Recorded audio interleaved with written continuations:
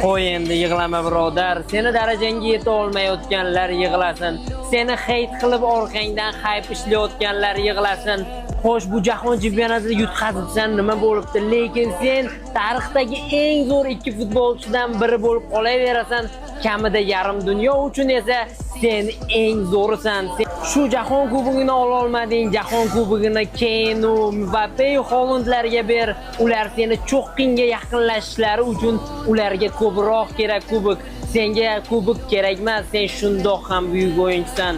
Sen uchun borini bermagan Portugaliya futbolchilari yig'lasin.